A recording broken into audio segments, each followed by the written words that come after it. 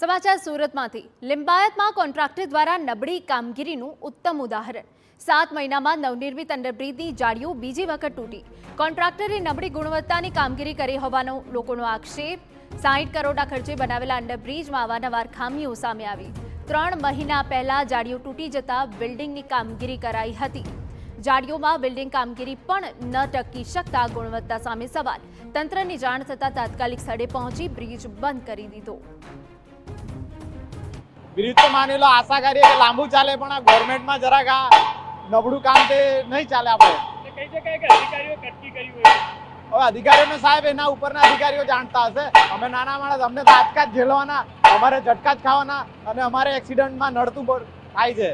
આ તો ઠીક છે કે ગવર્મેન્ટે ચાલુ કરાવી દીધું કામ, બાકી આ એક દિવસે બંધ થતું, ખાલી એક દિવસે બ્રિજ નવાગામ ને બધું 3 રસ્તાથી બધું બ્લોક થઈ ગયેલું।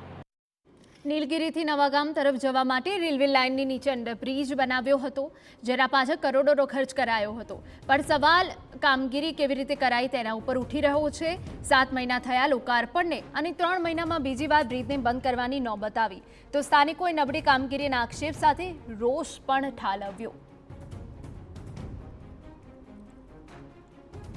સુરત મહાનગરપાલિકાના અધિકારીઓની જે કામગીરી કઈ રીતે કરી છે તે કામ છે તે ધીરે ધીરે થતું જોવા મળી રહ્યું છે।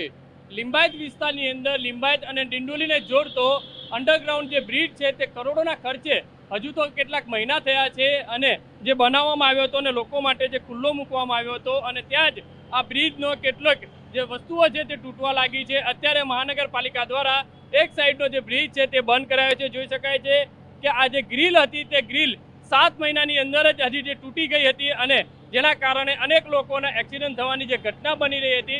એટલે મહાનગરપાલિકાના અધિકારીઓએ આ કોન્ટ્રાક્ટરો પાસે કેટલી કટકી મારી હશે તે એક મોટો સવાલ ઊભો થઈ રહ્યો છે। દ્રશ્યોની અંદર જોઈ શકાય છે કે આજે હજી 7 થી 8 મહિના થયા છે।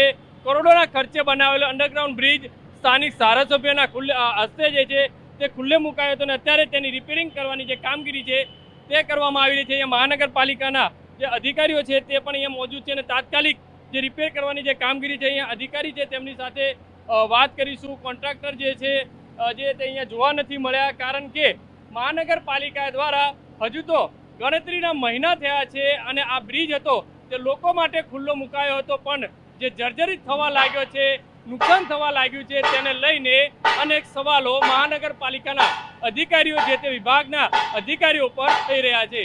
કેમેરામેન સંજય ચંડલ સાથે બલદેવ સુતાર, TV9 સુરત।